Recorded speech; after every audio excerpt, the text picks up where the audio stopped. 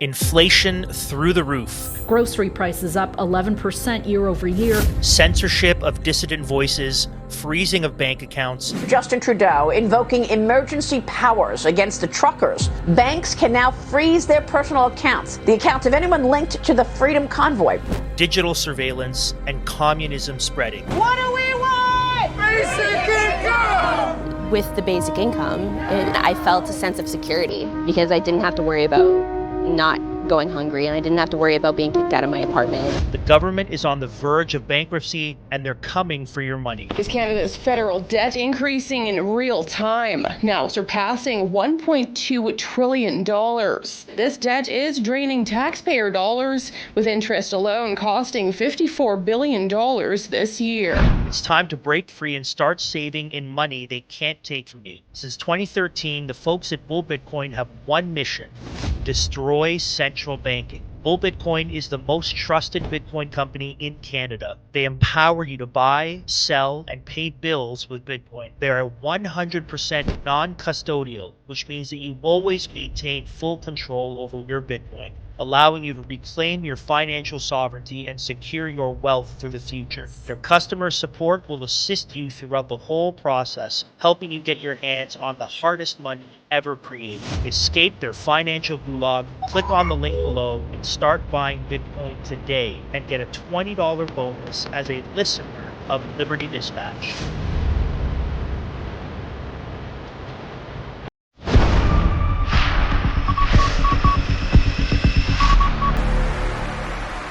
Well, friends, it is always a pleasure to have with me on Liberty Dispatch interviews our friend, Pastor Aaron Rock.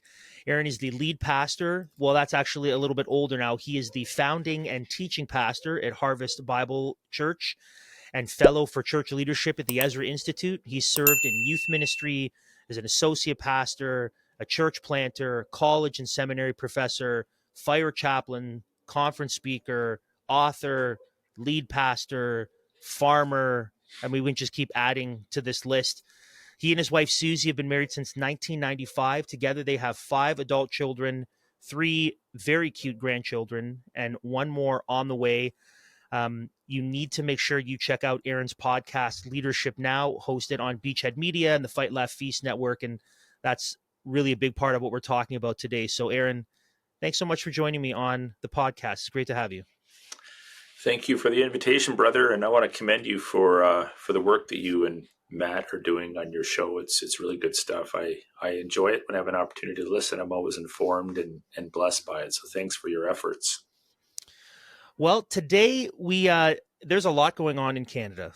This is quite the time in our country, and I want to set up our discussion. I want to talk about Trump. I want to talk about his motives and then the biblical response. And I want to go into your podcast that you did on secession, sedition, and treason, and trying to unpack the biblical principles for how we're supposed to respond to this. So I'll give a little bit of my story. When Trump first announced hey, Canada could be the 51st state, a lot of people thought, oh, that's just a funny joke. And I thought, okay, whatever. We'll see how this plays out. And he wouldn't let it go. He kept bringing it up at press conferences, at White House briefings, in interviews. He just kept bringing it up. They'll be the 51st state. We'll put economic pressure on them. And very quickly, I found myself saying, this is weird. I mean, he sounds a little bit like an expansionist, a little bit like a globalist. And I was shocked that conservatives and Republicans weren't speaking out against it. I mean, I thought we'd like the idea of national sovereignty. I don't like the European Union. I don't like a North American Union. But he wouldn't let it go. And some people thought maybe he's just playing a game of economic chicken and he's just holding on. Or maybe he means it. So very recently, and I'm sure you've seen this interview with Laura Ingraham, where he said he would rather have Mark Carney win a Liberal over Pierre Poilievre. But that's not even the real concerning part. What's even more concerning is still in that discussion, he said, look how beautiful Canada is. Wouldn't it be great if that entire landmass joined the United States? They could become the 51st state. And then he said that line, that artificial line that separates us from Canada that someone just drew on a map, why should that line matter? And so he's not letting this go. So he's either incredibly savvy and he's very persistent, or there's some truth to it. So I know you have a perspective on this that really informs the discussion we're going to have and your podcast. What do you think? What's he doing? What's his play here? What's his game? How should we interpret his words, his interviews, and his actions thus far? Well, I just think that when you're listening to people speak, you should take them at their word, whether you agree with it or not. I'm just not in the business of trying to read minds. I'm not in the business of trying to put things together that haven't been provided to me. So yes, initially, I think it was in jest, maybe testing the waters a little bit, but it's very clear. I mean, he's been explicit that he would love to have Canada become the 51st state. His comment about an artificial line, I mean, that could apply to any border on the planet, unless you're on an island or unless you're Australia, which, and are on a separate landmass. These lines aren't artificial. There's reasons why these lines were put on maps generations ago. I think that Trump is an expansionist at heart. And, if you're in his shoes, I mean, it would look kind of awesome, I guess, in the history books if you were able to more than double the U.S. land mass and add Canada to it. I'm not convinced that is a great idea, and maybe we can talk a little bit about that. But ultimately, I think he is trying to undermine and destabilize the political scene in Canada because he wants to add land to the mix. Now, some have said that doesn't make sense. Why would he want Canada? Canada is woke. Canada would largely turn the U.S. blue, which is liberal. For us, it's more conservative, but it's liberal on that side of the border. Well, the reason for that, I think, is because Trump is not a true conservative. I think he appeals to his audience. He's rather fickle in that regard. He has been a Democrat in the past. He is serving his second term as a Republican president.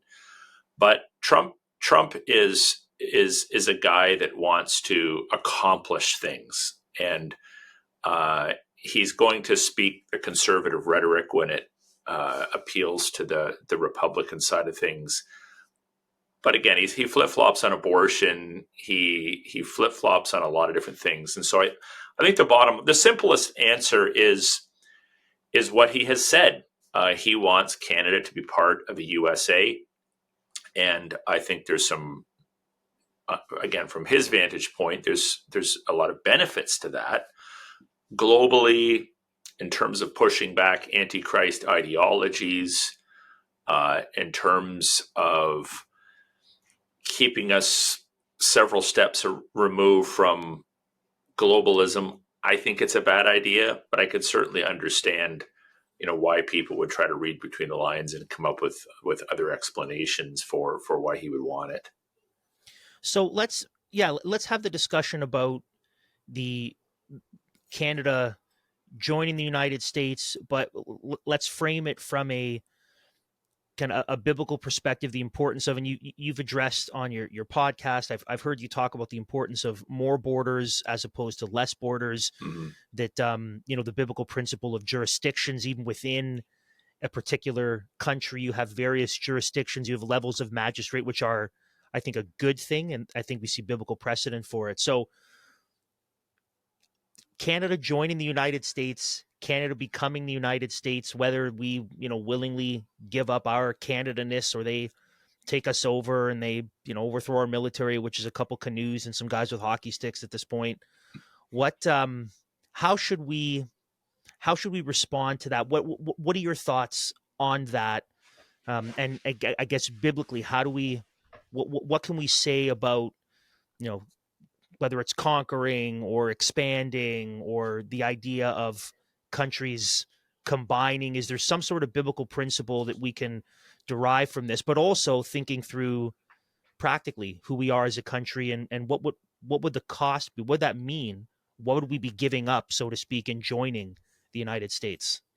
Well, the first place in the Bible where borders and boundaries and nationhood comes up is obviously the Tower of Babel, and God divides humanity into different ethnoi, into different people groups, and with boundaries and nationhood, in order to essentially restrain evil, so that people don't come together and recommit some of the acts that were being committed during the building of the tower. Now, obviously, the Bible doesn't specify a minimum or a maximum number of square kilometers or acres or hectares for how big a country should be.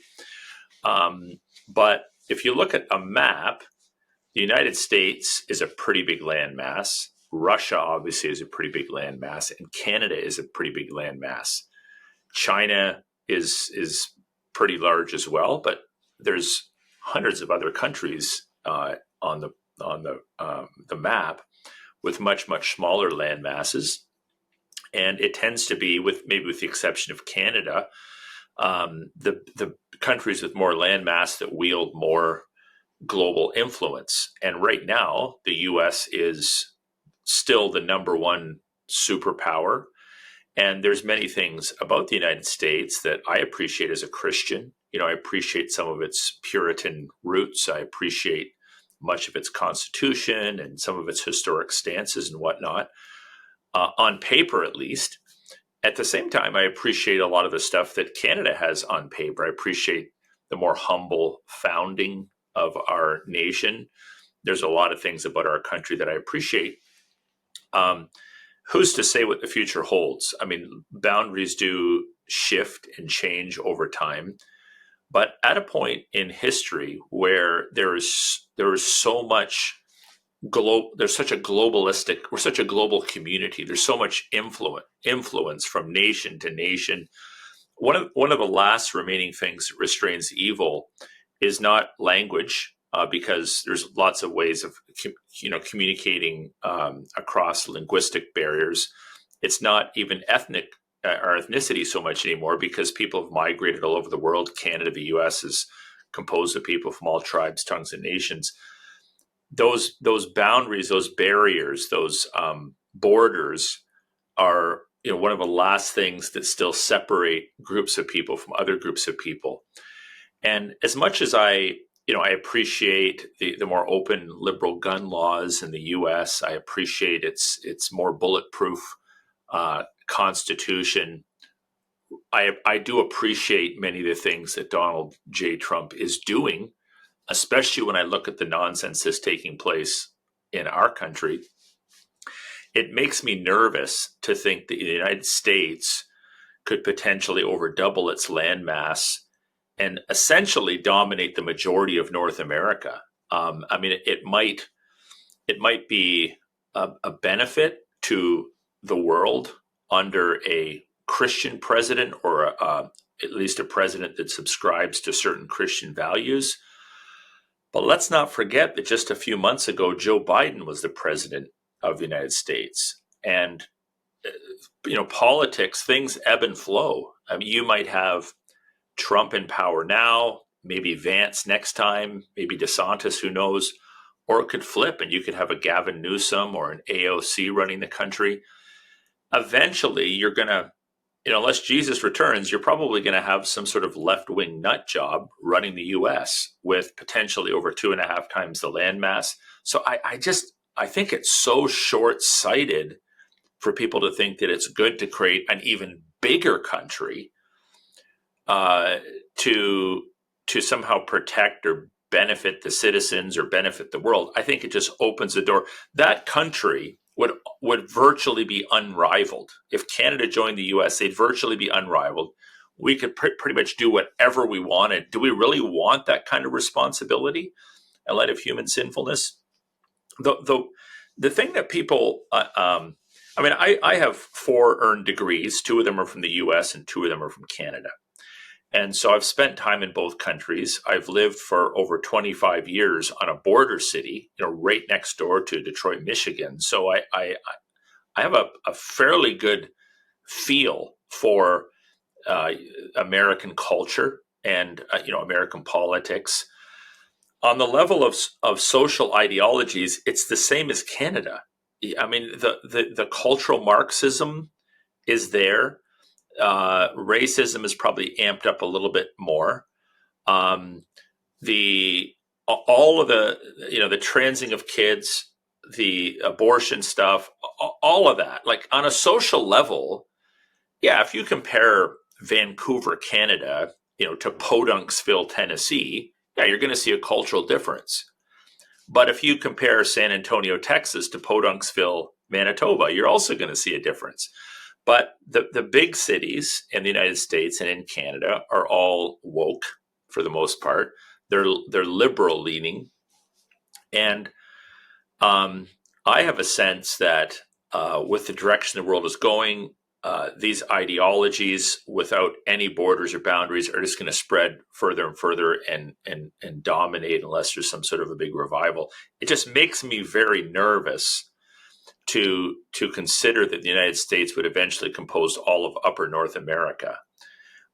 If anything, as I mentioned in my podcast, we maybe need to divide up a little bit more and have smaller countries with less power and less influence, so that even if they're going crazy at any point in time, they're not as influential in the global market or the global scheme of things. So I think that's part A of your question. The second or third part, could you just remind me? So practically, maybe I'll set up my thoughts on this because we've been having this discussion with various people personally on the show, and my thoughts are, what happens if we could just join the United States? And my thoughts on it have been, I appreciate the very Christian history and foundation of Canada, and I think in many ways it's even more explicitly Christian than the United States. That will surprise. I think that will surprise people to hear that. It would, I think. But if you look at founding documents and some of the historical declarations, I think that is accurate. Mm-hmm. And so I appreciate that about Canada. I think there are things that make Canada uniquely beautiful and distinct from the United States, whether it's the landscape of our country, whether it's some of our kind of real Canadian cultural identity markers. And so I don't want to lose that. And not just lose that, I feel that if we were to join the United States, that would essentially get faded into history. And what makes Canada uniquely Canada as the Dominion of Canada, as a country built explicitly on the principle that Christ would have dominion from sea to sea, and that all of the fathers in Confederation and even before Confederation saw the opportunity to bring the gospel to this land in order that Christ would be glorified. I love that. And I want my kids to know that, and I want my kids to appreciate that. And my concern is that if we just join the United States, as wonderful as the United States can be and as great as their history is, I don't want that to fade away. I don't want to lose that. And I think there are wonderful things about Canada and being Canadian that I think we lose if we just get absorbed into the United States. And so I guess the second part of my question would be, or the second part of the question was practically, other than the concerns of, not wanting to have a North American Union or this kind of really massive landmass with the, artificial borders done away with, practically, as someone who's, lived in the country for a while, who understands the history of Canada, what do we lose if we gain United Statesness? Yeah. If that makes sense. Yeah. Well, my first and foremost concern is what I've already mentioned. It's more of a spiritual concern. It's a concern about the movement towards globalism. It's the concern about giving one government too much power, too much land, too much influence. On a personal level, there's things I like about Canada. I'm not sure that they're issues that are do or die issues for me, because the U.S. is very diverse as well. From the West Coast to the East Coast, from the northern states to the southern states, you got a lot of different cultures. Same as in Canada, from the east to the west, and Newfoundlander is very different than a British Columbian and whatnot. Even southern Ontario to northern Ontario, which, by the way, is longer than from the Canada-U.S. border to the tip of Texas. I mean, we live in a massive province here in Ontario. It's an absolutely incredibly large piece of real estate. But, if I would just speak sentimentally, my French ancestors came here in around 1670. My Anglo-Dutch ancestors fought against the Americans in the War of Independence and were proscribed and banished to New Brunswick in and around I think it was about 1790, maybe a few years before the Declaration of Independence, that they were given holdings there as officers in the British forces. And my great grandfather O'Brien fought in World War One. My great grandfather Hatch fought and was killed in World War One. My grandfather O'Brien fought in World War Two. So, I have ancestors that have shed blood, left widows behind as a result of their service and sacrifice to the country. I like our geography, of course. I like the way we speak English. These are my rivers. These are my trees. But again, I don't idolize any of that. It's just that, there's nothing wrong with just saying, I like being a Canadian. Just like if you're living in Italy, I like being an Italian. Fine. I like being English. I like being an American. The Americans like being Americans from everything that I can tell. And you might be like, well, why? Well, yeah, I mean, you have a good constitution, you have your gun laws, but there's more to it than that. You just want to be an American, and you don't have to apologize for that. And I'll just be honest, I don't want to be an American. I want to be a Canadian. I have a certain, I don't want to insult my American friends, but I do growing up, I think I appreciated our educational system better. I appreciate the checks and balances that come with our form of government. Again, right now it's being abused. There's all sorts of nonsense going on. I can't stand it. But in theory, I like our form of government. I like having, again, it's not working, but I like being under the crown. I think there's some historic benefits to that. Right now, things are dysfunctional, but if you were to kind of sketch it on paper, there's a lot of things I like about being Canadian. But again, that's just the sentimental side, the historical side, the cultural side shining through. I like how Canadians have probably one of the best land masses on Earth, but we don't really brag about it. Canadians don't generally feel too much of a need to be braggadocious. And I think sometimes, even my American friends would probably admit that they do, probably brag a little too much about, what God has entrusted to them.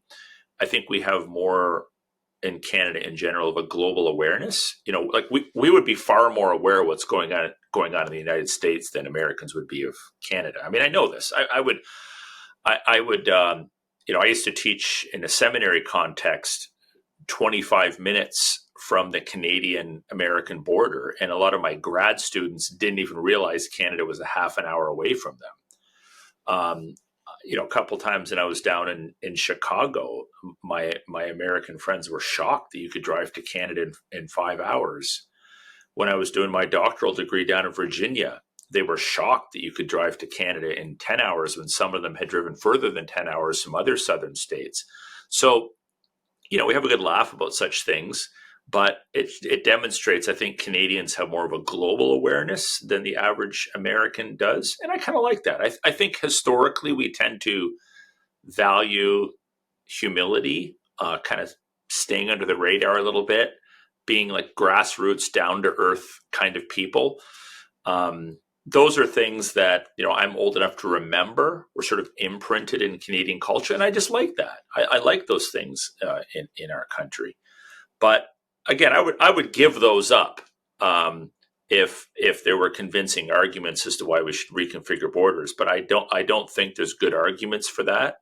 I think on the macro level, it would cause a lot of the evil ideologies that the U.S. is pregnant with, or that Canada is pregnant with, to be forced to an even greater degree on the rest of the world. So let's talk about the dysfunction a little bit, and the dysfunction leading into the reasons behind and the substance of the podcast episode you did that we've mentioned already. So obviously, for anyone who's been under a rock, we currently have a pretty much unelected prime minister who is an open globalist and statist.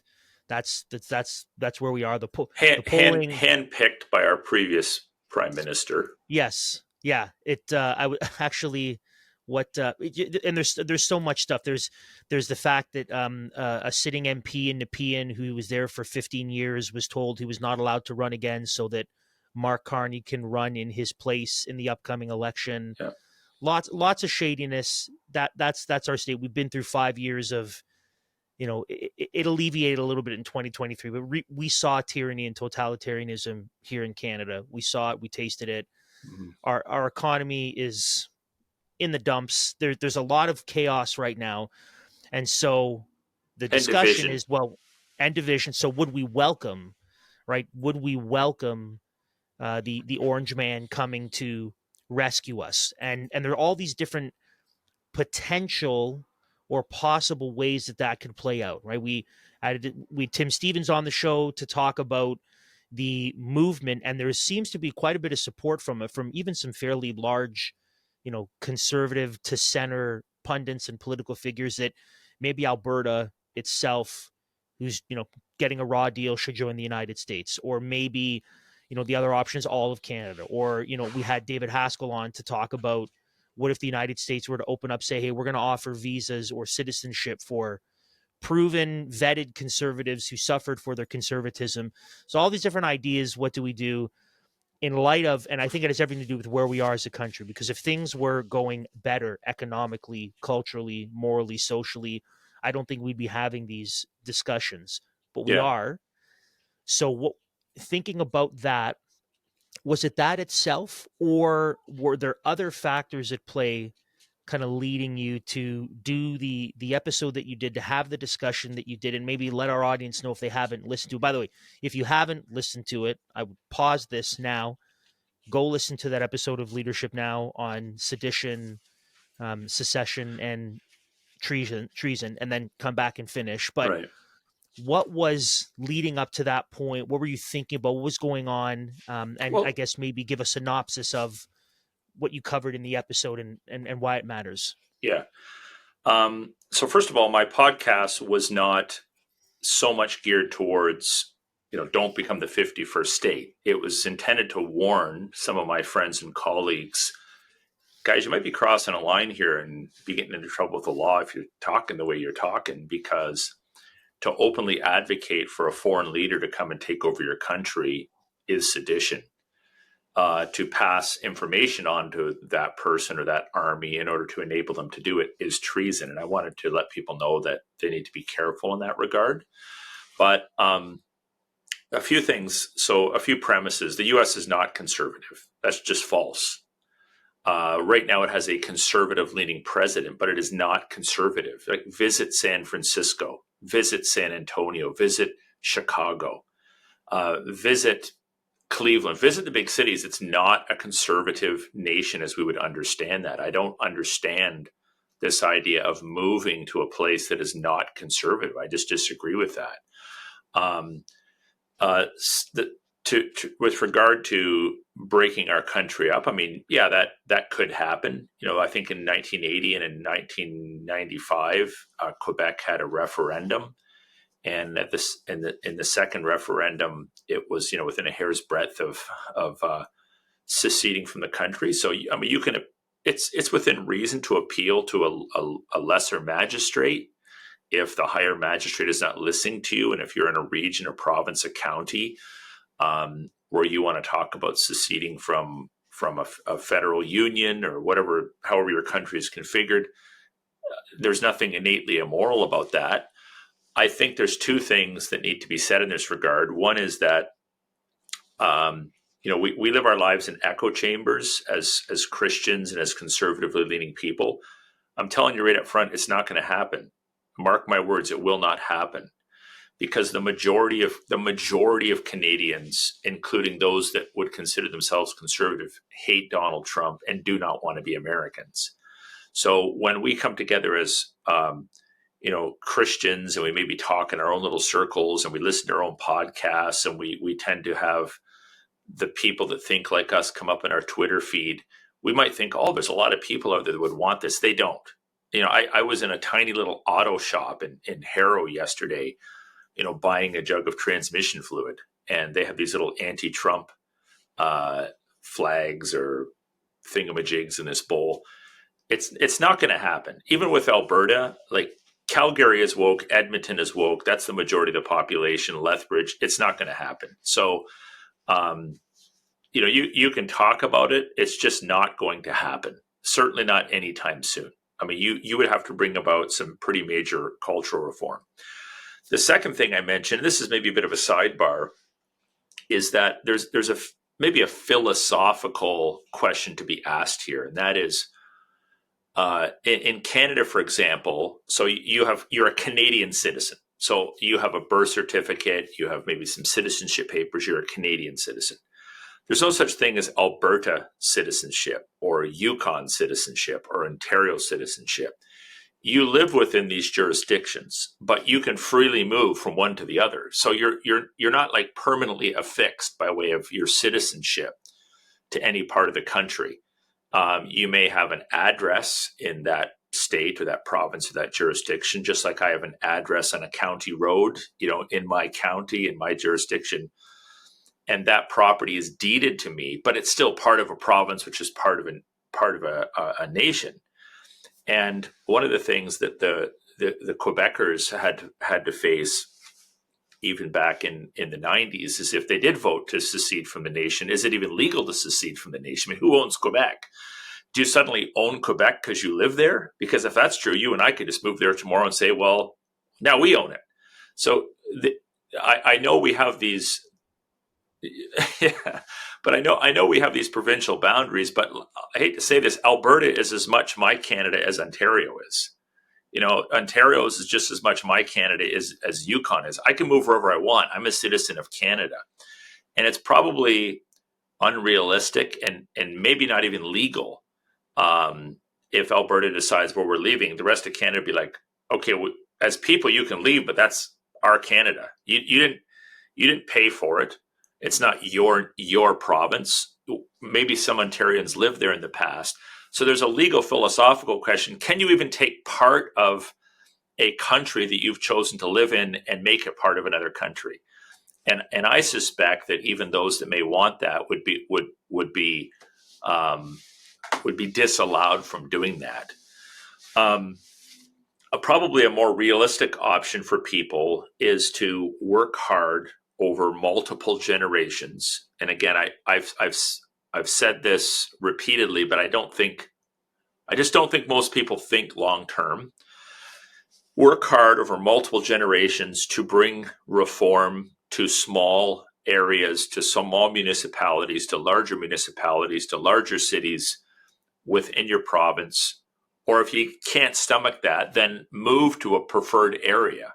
I think that's more realistic. Like the others, becoming the 51st state or taking a part of the country and leaving, I just think that's unrealistic. I think you're spending a lot of time talking about something that's probably not going to happen and is not possible.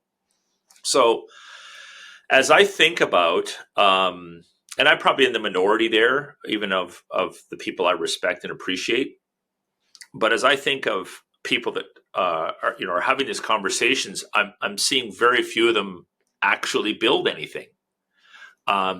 Like if you could prove, you've built schools, universities, financial institutions, maybe you've taken over neighborhoods, you have people in your church or your community sitting on municipal councils, you've had multiple people run for and maybe even be elected to provincial office, federal office, you got people in on the bench in our courts.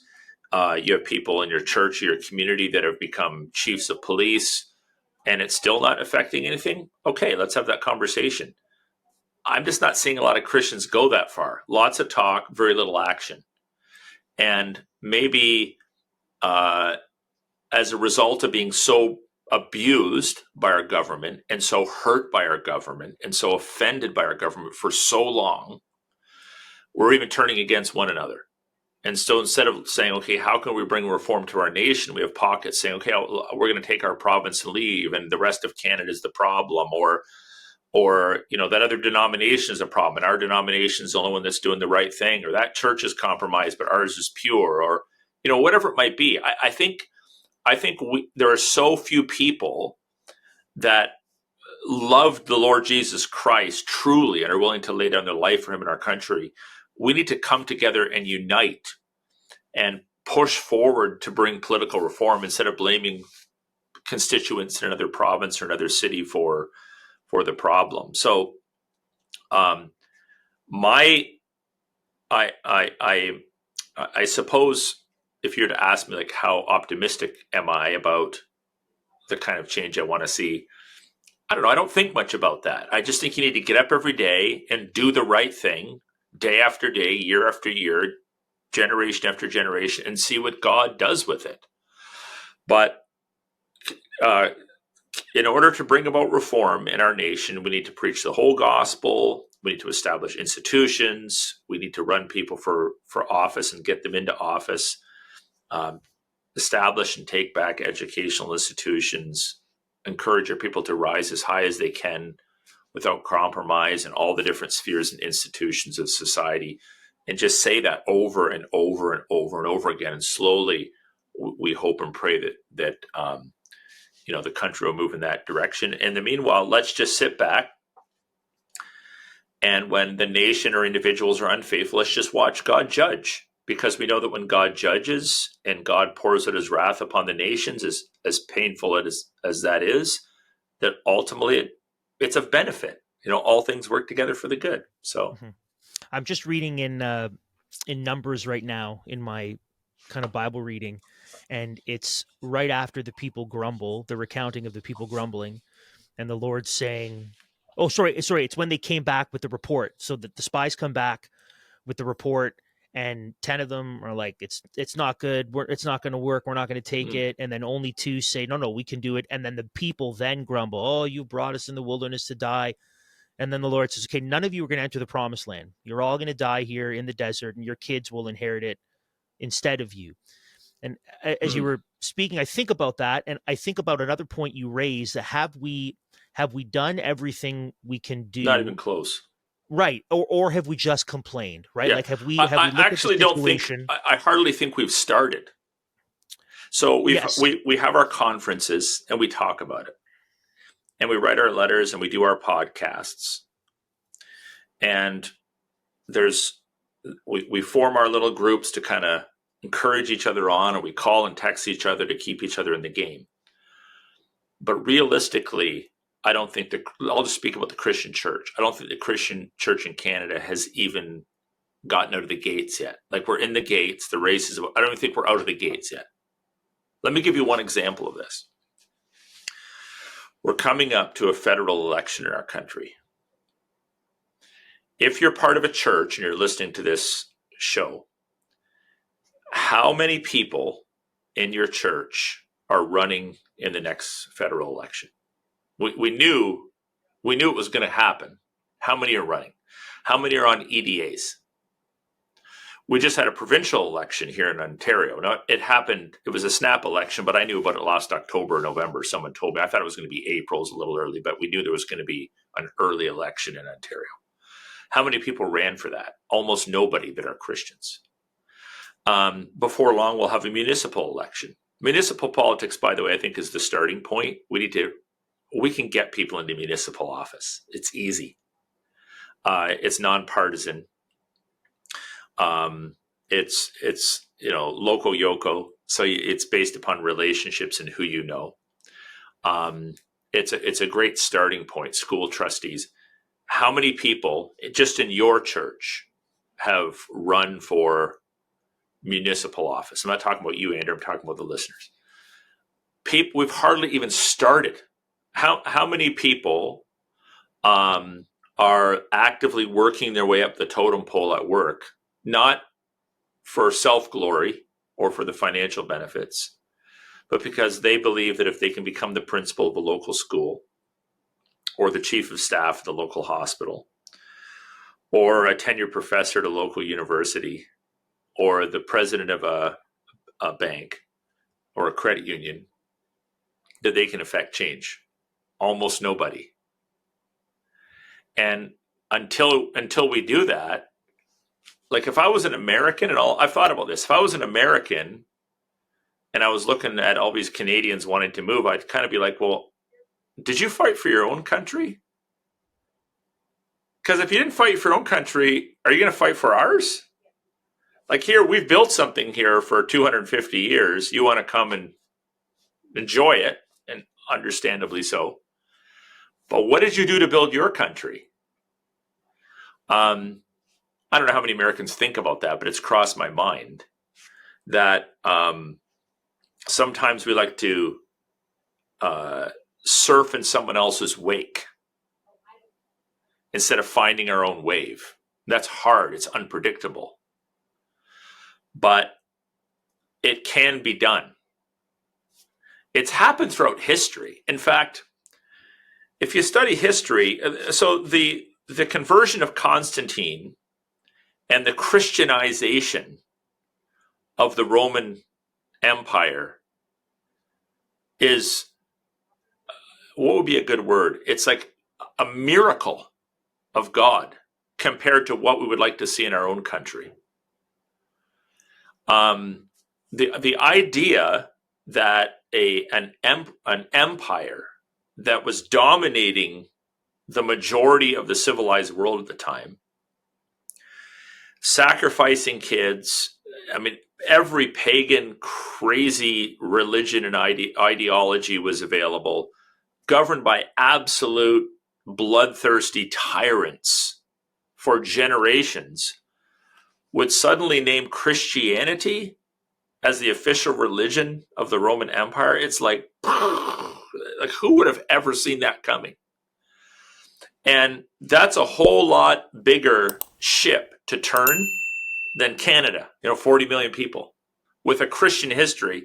And we've only been around since 1867 officially as a country, as a dominion, as a federation.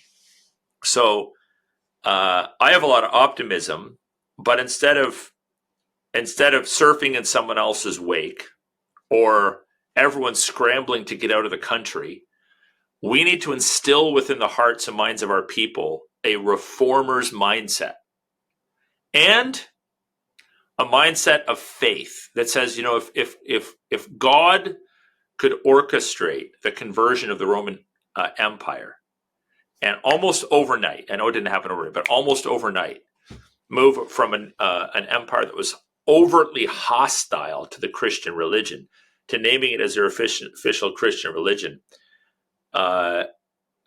we have great opportunity here in our country to see something like that happen. I really believe that the problem that though the problem though is that I think if you ask most people to have that kind of optimism, if it was going to be in 20 years, they'd be on board. The problem is when you say to people, "Oh, and how long did it take that to happen?" About 250 years. That's when people are like, "Well, I don't know if I want to get on that ship. I think I'd rather I want to see it happen tomorrow." And so I agree with you that there is a tremendous amount of hope and optimism that believers should have, because the gates of hell won't prevail, because Christ will build his church, and because we understand history. Empires rise, empires fall. The Lord commands history and time itself. But it's people, you said this already, people very short-term in their thinking. It needs this next election, this next thing, and people aren't prepared to say, we might not live to see the cathedral being done. That's fine. I have no problem with that. I don't need immediate results to do the right thing.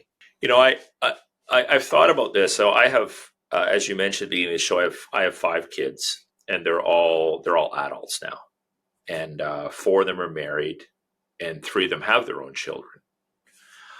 And so, if I had young kids in tow in my house, people might think, well, would you do things different? No, I'd do the exact same thing I'm doing now. Because I have grandkids too. And I think generationally, the older I get, the more I think generationally, the more I'm almost convicted that I was raised to think individualistically. I was raised to think in terms of my lifetime. What can I accomplish in my lifetime? Now I'm starting to think more about whatever I accomplish in my lifetime. Hopefully most of it's to the glory of God. But how am I, first of all, an extension of the blessings and victories won by previous generations? I need to think about that, and I need to be grateful to the Lord for that. whether it's my literal forebears or my spiritual forebears. And in my immediate past, it's my spiritual forebears. It's not my physical, biological forebears.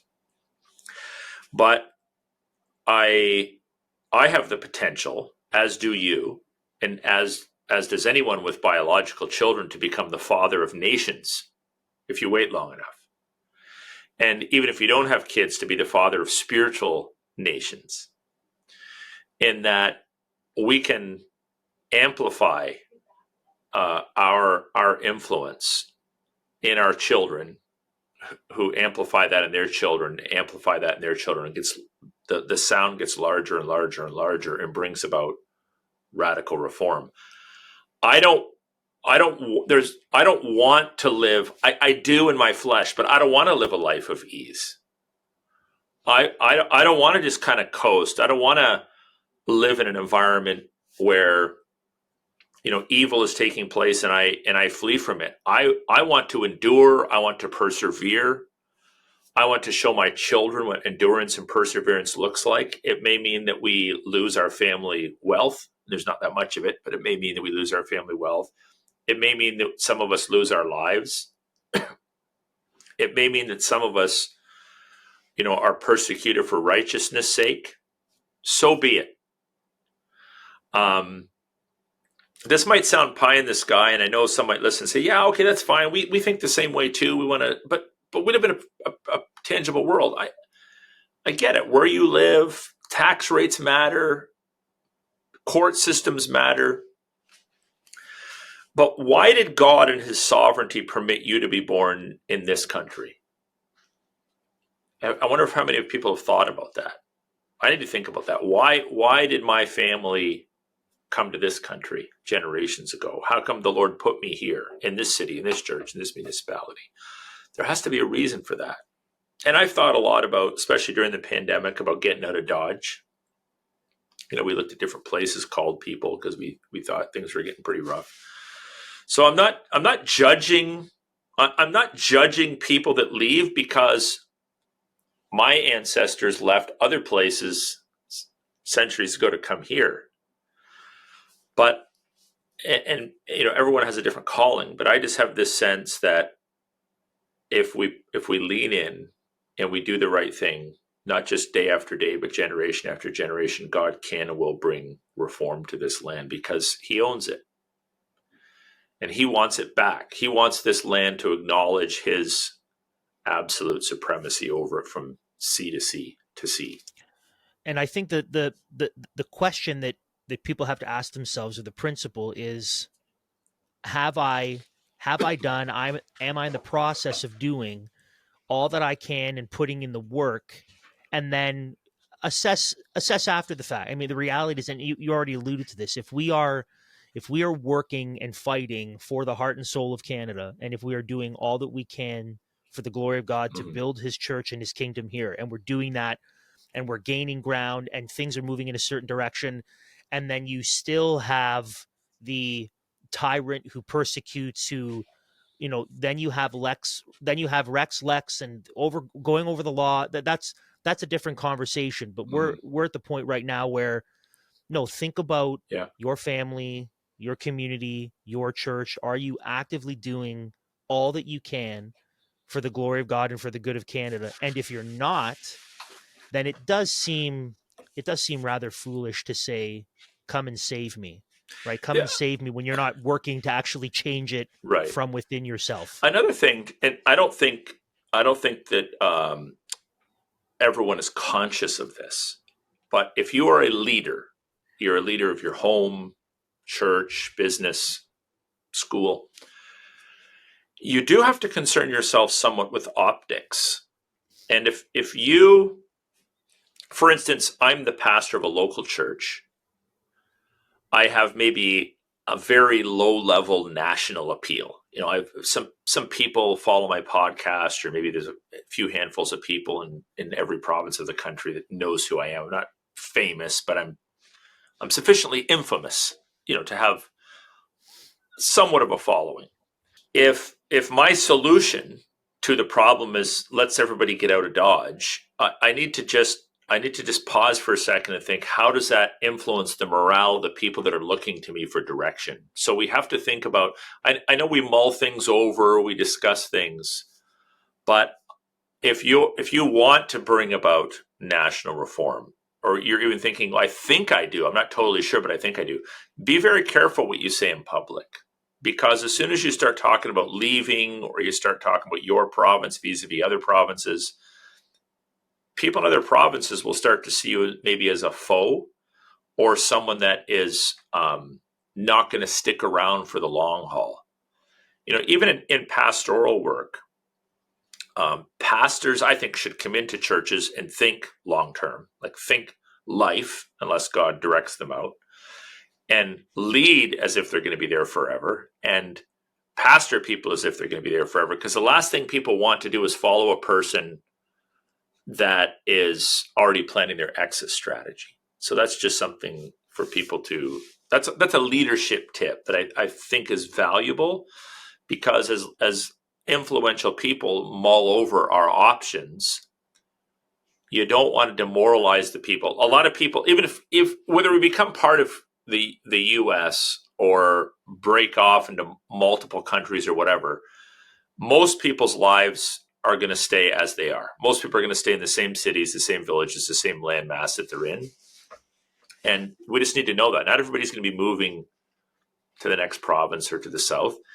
And they need to be led by people who have a stick-to-itishness about them. Hmm. So, yeah, and I think that the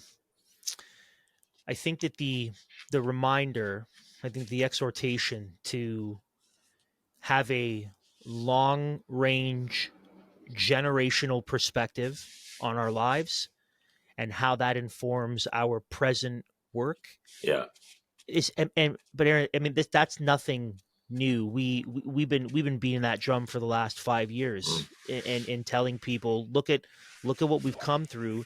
We see things more clearly now than we did before. Thank God for that. That in many respects, the veils have been pulled back. We understand the situation in Canada. We see things with a right perspective.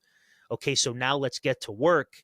And then everyone throws up an amen, and everyone rallies at various protests, and everyone converges on Ottawa, and then everything dissolves. And then the question is, well, who's doing the stuff? And everyone just returns back to life as normal. mm-hmm. And maybe, and you kind of touched on this, maybe it hasn't been hard enough yet. Maybe there's still so much ease and comfort that still hasn't snapped people out the way that they need to be snapped out of their stupor. Everything's fine. Well, Right. And maybe I that's think what that's it will true. take.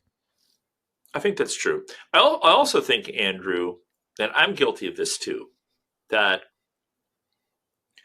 when things are bad, we can sometimes forget that things are actually good too. It's easy to think, like Justin Trudeau, when he was our prime minister, on every level he drove me insane. His policies, his hype, his demeanor, his priorities. It's just like, please go away, bud. Like, enough is enough. Like, it's like Biden was in the US a disgusting person morally, but had a much more likable personality even. I mean, at least you could listen to the guy and think, man, I just really don't like what he's saying. But you didn't necessarily think, what a despicable person he is on the level of, I guess, personality. Justin Trudeau just rubbed me the wrong way on every level. But I need to remind myself, okay, we still have property ownership. The government doesn't own our property yet. It sometimes may feel like it, but they don't. We still do have rights of travel. We still do have paychecks. We still have provincial parks. We still have a medical system for all its dysfunction. There are still many great things about our medical system. I have a stepsister right now that has been on life support for a couple of weeks in the Toronto General Hospital. That's an incredible hospital. It's the third best hospital on the planet. She has 24/7 nonstop, one-for-one medical care. And we forget about stuff like that. We forget about some of the things we do have. And again, I'm guilty of this part as well. I sometimes forget to listen to my opponents and to really understand their view on things. So, I mean, an example of this is a lot of people get upset, especially Albertans, about the equalization payments. I'm just curious if they've ever researched why that is, why they're equalization payments. If it's just like, well, Ottawa has a bucket of money and they give some to this province and this province, and we get left behind. You don't understand what equalization payments are about. There's more to it than that. And I'm not an expert on it, but I know enough about it to think, okay, I'm not into the redistribution of wealth, but I kind of understand, for the sake of social unity, so people don't all flock to one province or another, why this system is in place. And then I can analyze it and assess it a little more accurately. But sometimes we speak in sound bites and we don't necessarily understand the full picture. So it may be difficult for you to stomach, but I've been thinking to myself, why do so many people, and why are so many people apparently still planning on voting Liberal in the next election? I don't understand it, but I'm going to try to understand it. I'm going to try to understand my enemy's mindset. I'm going to try to understand, like, what is it about Canadian culture and the Canadian mindset that is attracted to all these social systems or the redistribution of wealth? What is it about these systems? If we don't understand how people think, it's going to be hard to overturn their lies. Because what I'm seeing increasingly is like some very good people, and again, I do it too, some very good people on social media just making fun of our opponents, but not substantively contributing to the breaking down of their arguments. And so many of us, I think, are driven by this moral angst, fear, outrage, anger, at the person, at the face, that we've, without using this language, we've become the F Trudeau crowd. Just the system suck. We're just going to call them names. But what we need is to be wise and sober-minded and understand, why do the Athenians think this way? And then bring to bear the truth of God's word on the situation to bring about long-term reform. And again, I don't think we've even started to do that, because most of us are still speaking in echo chambers, speaking to ourselves, building up our tribes, educating our people, discipling people in our churches, but not necessarily thinking about how do we bring about lasting cultural reform. And in part, in order to do that, you need to understand how your opponents think. So there probably needs to be some time to stare into the sewer and to try to figure out why is it that they think this way, and how do some of the systems in our how is it that maybe some of the systems in our country are overly vilified when there may actually be some good still in them. Mm-hmm. And I think that's that to me sounds like a very catchy way to end our discussion. Stare into the sewer. We should put that on a shirt somewhere. Hashtag stare into the sewer. But just intentionality in terms of our engagement, in terms of assessing what's going on around us. I think there's some helpful additions to this discussion. I think, I see the emails that people send in, the comments that people send in to our show and to our content, and people are worried, people are concerned, people are asking these questions. And so I think you've brought a kind of valued, measured perspective on how we look at what's going on in our country, how we look at what's happening internationally with the United States. And really the most important thing, even more important than both of those, are what do we need to be doing about it? What does faithfulness look like for us right now for the next 10, 50, and 100 years, even after we're gone? So I do appreciate you taking the time to join me on Dispatch to talk about these things. I'll say for people that they can follow you on social media. You're on Facebook, you're on X, Dr. Aaron Rock. They need to download the Beachhead Media app Also, check out the FLF network to get your show, Leadership Now. The episode we're talking about again was Sedition, Secession, and Treason. You also had a really good episode about conspiracy theories, and the most recent one on how to find Mr. Right and Mrs. Right. So lots of good stuff for people there.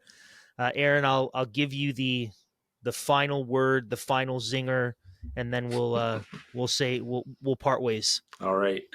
Well, I would just say to people, be thankful, grateful for what you have. Don't lose sight of all the good blessings that God has given to you.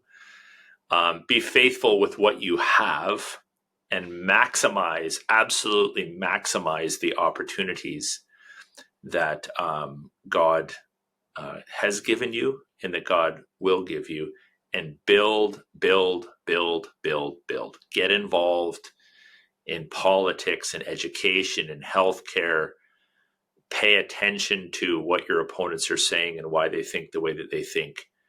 And you'll be well equipped to be able to combat their false ideologies in love, winsomely, and then just trust God to do the work that he wants to do, whether he's going to judge us for another generation or two or bring about blessings and reform. That's up to him.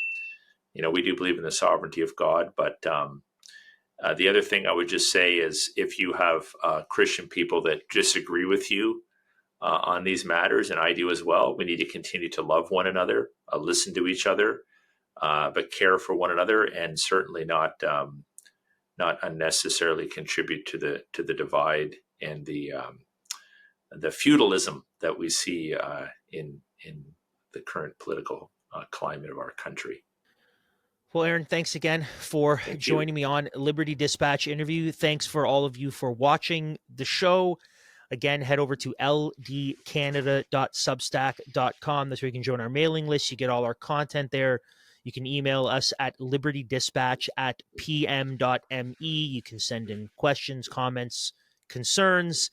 Until next time, Galatians 5:1. Liberty Dispatch has been brought to you by SDG Media. If you want to stay in touch with us on all things Liberty Dispatch, join our email list, or support the show, head over to ldcanada.substack.com.